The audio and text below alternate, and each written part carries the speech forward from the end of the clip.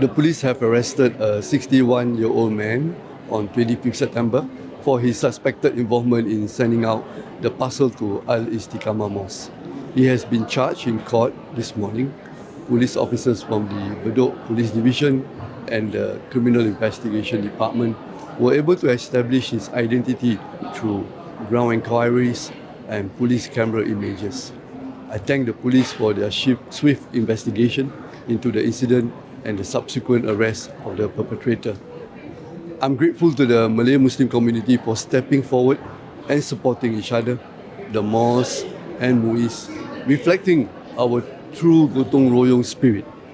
My thanks to the many Singaporeans from different religious and ethnic groups who have reached out to express concern, support, and solidarity. Like us, they share the same sense of anger and rejection of such unacceptable actions. This unity is a reminder of the strong foundations laid by our forefathers, which we must continue to nurture and strengthen for the future. At the same time, I urge everyone to remain calm, not speculate, and allow the police to carry out their work. Rest assured that our mosques remain safe spaces for worship and community life. The calmness, solidarity, and gotong royong spirit shown by our community, supported by Singaporeans of all faiths, are an important source of strength. They give us the confidence that we can face challenges together and emerge stronger as one people. So in view of this incident, we have reached out to the mosque, and through the various platforms such as the yesterday Friday sermon, we have got people to not only keep a lookout but also use this moment to see how racial harmony and respecting one another is very important part of our nation building. And I personally am very heartened to see the reactions from the Malay Muslim community as well as the Singapore community.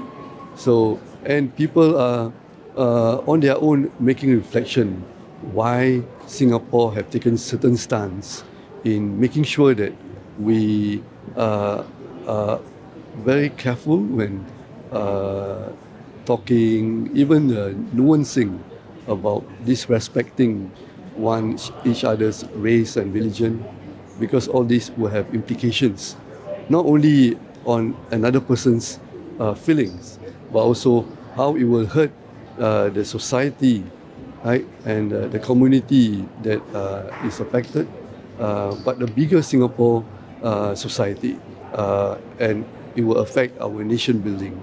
So I began to hear the community speaking about it and reiterating and also enhancing their belief in racial harmony, and I'm very encouraged by this. No doubt it's a moment that shocked many of us, but it's also a moment where we reflect and we want to continue to play our part to strengthen our effort in nation building and in promoting a cohesive community.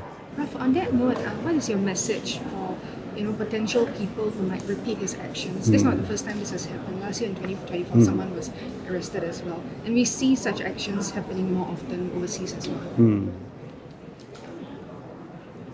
Anyone who would like to do this must know that Singapore has been developing or making efforts to develop a cohesive community all these years. In fact, the past 6 decades. And we have come so far.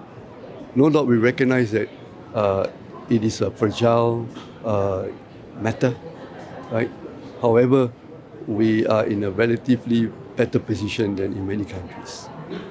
And even if someone from the affected community may not have or may not be aware about this, but there will be people from other communities who will look out for each and every one of us. So, to me, the reactions from the different religious and racial group show that we have developed something worthwhile to keep, to protect, and to continue to develop. And I urge Singaporeans from whoever you are, continue to play this part, whether at home, with your neighbors, or in a bigger community, and even at the international platforms where this is an area that I feel Singapore have done well. But we although we have done well, but we know that it is something that always a work in progress, and we want to make sure we continue to develop. So an episode like this or incident like this, while it hits us, right, or it also may affect the social fabric or cohesiveness of the community, but if we do it right, it will strengthen us. And I think in this case, it has strengthened us. And this is something, where do we move from here? We want to see how we can work harder to ensure that we continue to galvanize Singaporeans, regardless of race, language, or religion, to continue to strengthen the cohesiveness of the Singapore society. I've been very touched by the how the Malay Muslim community responded, right? Very, very progressive in a way, and full of wisdom, full of calmness, patience, and also very grateful for the government to come on board, and also for the rest of the other communities where you can see a big care hand, right? Coming from the people of Singapore, all caring for one another. So it's very nice community setting that we have developed all these years. So I think what is key is that we should encourage, if another incident happened to any race or religious group, I think we all should do the same, including the Malay Muslim community. We should do the same. We should support one another.